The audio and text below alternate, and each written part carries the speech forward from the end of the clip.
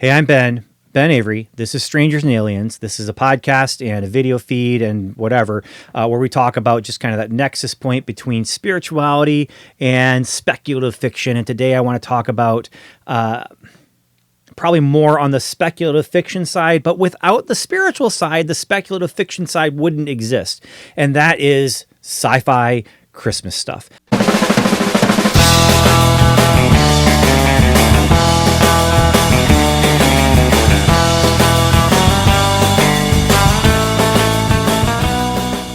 Now, one of the reasons why I want to talk about sci-fi Christmas stuff is because it's the Christmas season, and I'm in that mood, okay? And I love the Christmas season. Now, my favorite season of the year is autumn. It's fall. But my favorite holiday season of the year is Christmas. But I do make myself wait until after Thanksgiving to really get into the mood. And the reading and the watching and the listening, from Christmas carols and Christmas music. My favorite album is the Carpenters' Christmas albums and Jeff Johnson. If you have not listened to Jeff Johnson, look him up, find him, listen to some of his wintry stuff, his Christmassy stuff. He is what you'd call a new age artist, but he is just brilliant. And he did actually a tie-in with Stephen Lawhead's Song of Albion, and it's just a brilliant trilogy of albums that I listen to when I'm writing often, especially when I'm writing fantasy. But then you throw in Christmas Carol and the different filmed versions and adaptations of Christmas Carol, and then the original book itself, which I believe is one of the greatest fantasy books of all time because of the way it ties into those themes of Christmas. And then you throw in other movies and specials, and you throw in some comic book things. And one of the things that is one of my favorite things to pull out when we finally get to the Christmas season, because it's just artwork. It's artwork, and it comes from the science fiction pulp magazines from, well, we're talking now 75 to 65 years ago. And it is from Galaxy Science Fiction magazine, and it is by an artist named Ed Emshwiller.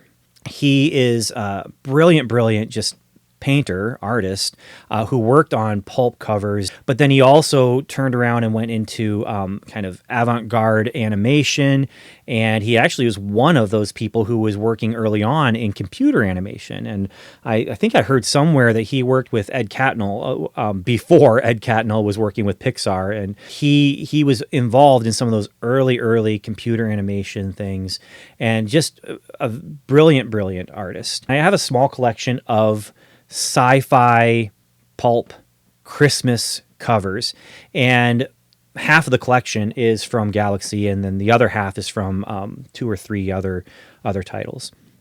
But then, as I've been collecting pulp science fiction magazines, Ed Emshwiller has been, he shows up in a lot. I would say fully a third of the pulp sci-fi magazines that I have feature artwork by him. This is one where he actually is illustrating a story within the book, and this is the Drunkard's Walk. You want to talk about engaging my imagination? This is it's called Home on the Rocket Range, okay? And there's Jenny's junk. And man, just think about the story that could go along with this. Well, it's not a story that's in this magazine. He just painted it.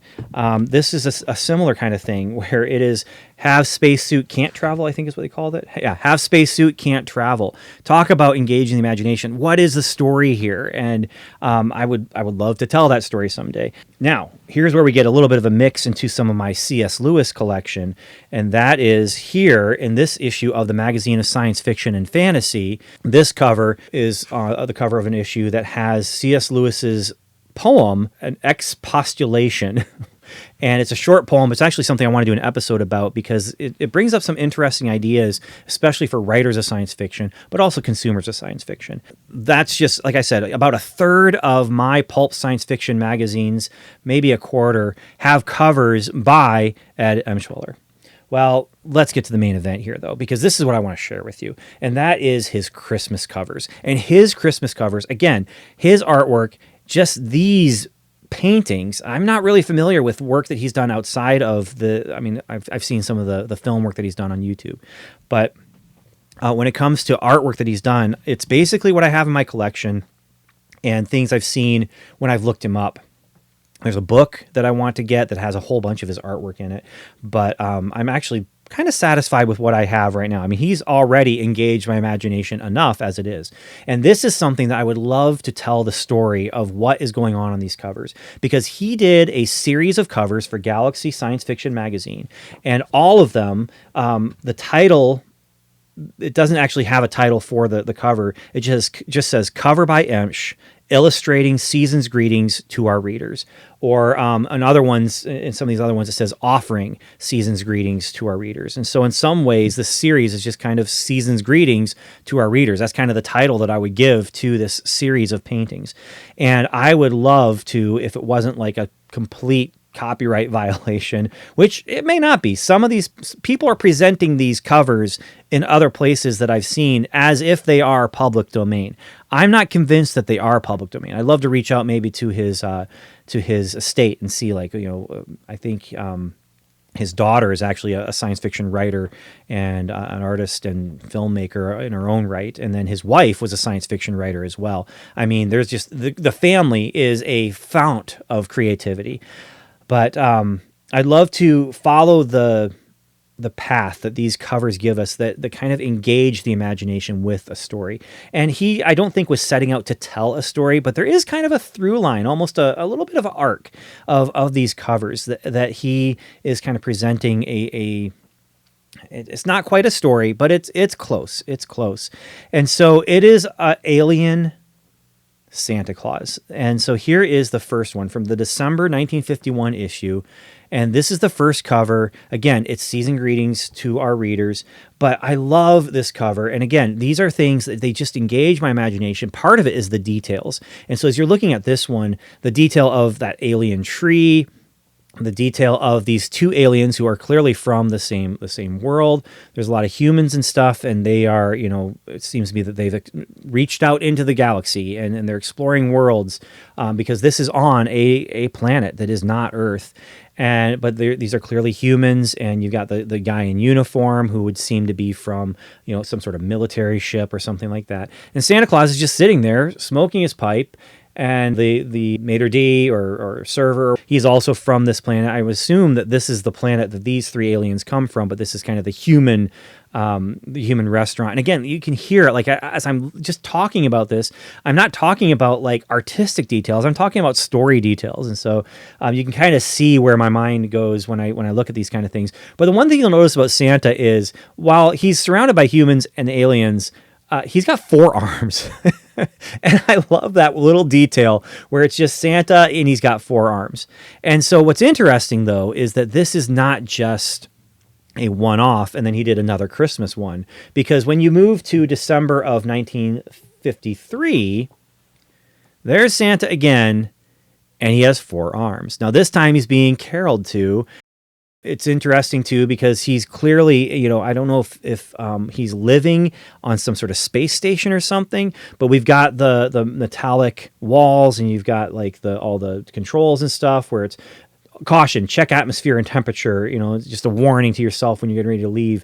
There's a ladder, outer hatch, oxygen, and inner hatch buttons. And there's a manual pump for, I think, the airlock or whatever. And then if you look at the wreath, it has that rocket there. And again, it's just, here's Santa, and he's just maybe he's on Earth, maybe he's not, I don't know. But here he is, and he's being caroled to.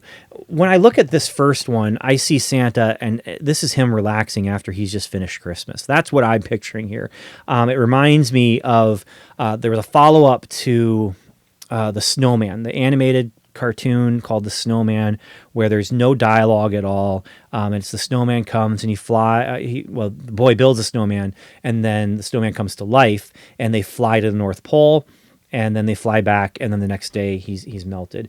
And there's a follow-up that I think is called Father Christmas, where it's just about Santa Claus after Christmas and all the things he does throughout the year. And this just kind of reminds me of that moment. Like, here he is relaxing after a hard day's work of delivering presents. And this is him. I feel like this is him kind of the Christmas season. The next Christmas season is coming. And but people are coming to him and singing to him, and they're serving him. This is just a quick little moment here where these people, aliens and one human, they come and they sing to him.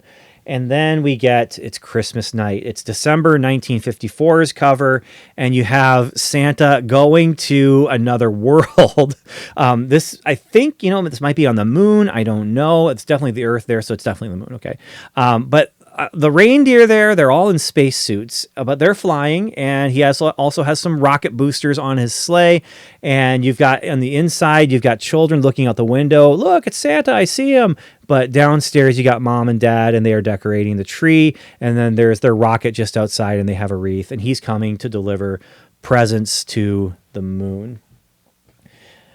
So humanity has left the Earth, and that's causing lots of problems for Santa, and that's what we get to see in the January 1956 issue. We got Spacylvania Rocketway's calendar. The 25th is circled. He is checking the star charts. The books that he has here on his desk are Interstellar Navigation, How to Manage Reindeer in Space. I can't read this one, but I think it says Maintenance. Behavior Patterns Through the Galaxy, because, you want to check out those galactic behavior patterns when you're trying to figure out who's naughty, who's nice. Principles of Space Warp. And then Children of... I really can't read that other one. There are a bunch of letters here to Santa as well. Here on the back, you can see it says Solar System, Good, Bad, and then there's Venus, Earth, Moon, Mars. Alpha Centauri is listed back there, and that's all the data banks where they keep all the files for who's been naughty, who's been nice. And he's having a hard time. He has to figure this all out himself.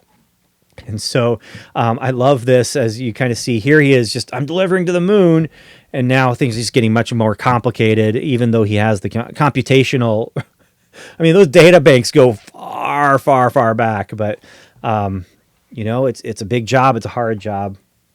The next one, we kind of bring things down, make it a little more personal. January 1957, and here is Santa, again, 4 arms. He's humanoid, but he is not human. Here he is. He's got his hands crossed here in front of his, resting on his belly. He's reaching into a candy bag with suckers, and he has his hand on the back of the alien who is sitting on his lap. And there's some other aliens, multiple different aliens from multiple different worlds, and none of them really match any of the earlier aliens that we've gotten from Emshwiller. We have humans. Humans obviously match, but none of the aliens match other aliens that we've already seen. And so this is a wide, wide galaxy. Here he is, just sitting in a mall, listening to what these kids have to say and what they want, because, kids are the same everywhere you go. They all want presents, and they all celebrate Christmas, apparently. Now, remember I talked about things were getting more complicated and more difficult. Well, here is one thing that is helping that situation, and that is from January 1958, we have another alien, Santa Claus. This other Santa here, who has kind of not quite tentacles. There's fingers at the appendages at the end of them, and they have this 2-legged kind of kangaroo-ish character they're pulling his alien sleigh, and they're crossing paths, and they're just waving as they do. This is like when motorcyclists pass each other on the road. And they're waving to each other because they're out to deliver presents. And I wonder, did he recruit this guy? Did he recruit a Santa from another world so that he doesn't have to do all of the planets himself? Or is this something where they already had an extra, the Santa Claus myth was bigger than Earth, okay? And so they have a Santa Claus type character. I don't know. I feel like he's recruited that other guy, because December 1959 shows Santa Claus actually delivering presents and decorating the tree for some aliens. All right. And now the aliens here, a lot of them are having that traditional tropey bug-eyed monster kind of thing, and antenna. I at first wondered, are these the same as the one who was sitting on his lap here from January of 57? No, they're not. The one on his lap only has one antenna coming up off of his head, and they have 2. All right. And his ears are rounded and their ears are pointy. He's delivering to the aliens. And then the final one that they did, and that is from December of 1960. And that is where we get robotic Santa Claus. And Santa in the back, he's just scratching his head like, what's going on here? There aren't any real details like we have where we can read readouts and stuff on the machinery. It's just this is some sort of very stark, metallic, cold, hard place that he is entering. And there is a stark, metallic, cold, hard tree made out of, it looks like made out of erector sets. And this robot is decorating the tree in the same way that Santa is decorating here from the previous one. And this robot has a bag of presents slung over his shoulder. And, it makes me wonder, okay, is this Santa coming and just discovering this guy? Oh, here's this robot who's doing this job. Why is he doing this job? I don't know. Is this the fear of automation come to life for Santa, or is this automation helping Santa? I don't know.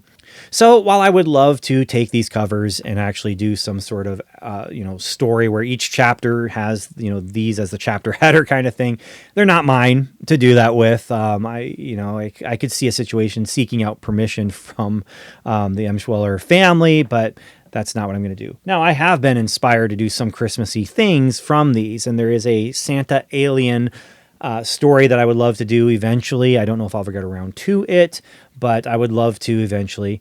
But instead, I have done kind of my own thing, and that is where, again, here it is, shameless plug, Following Yonder Star.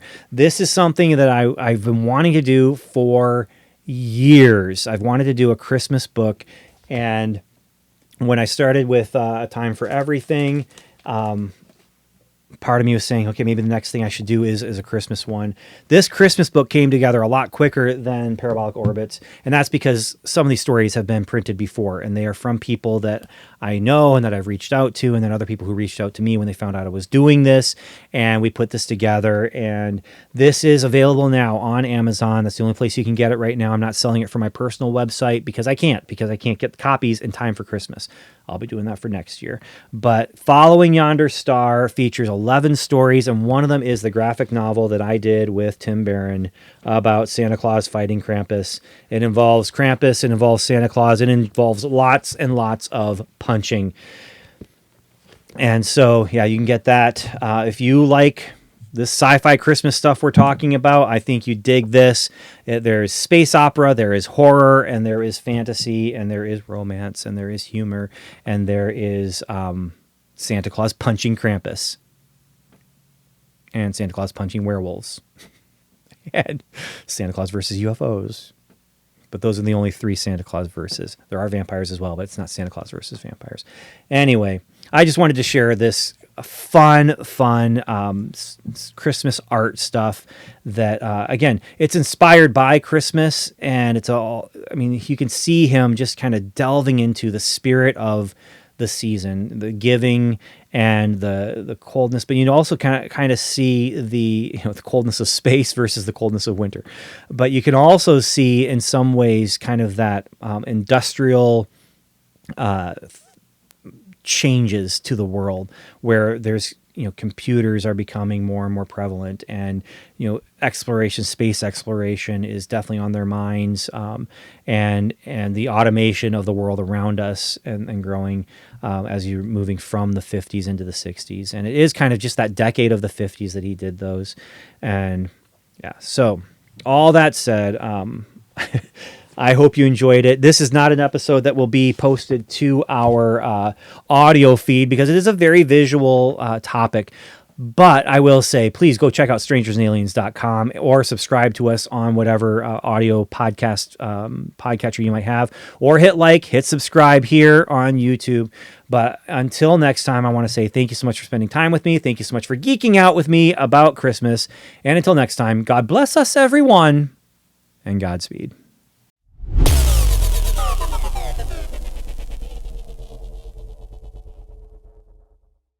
God bless us, everyone,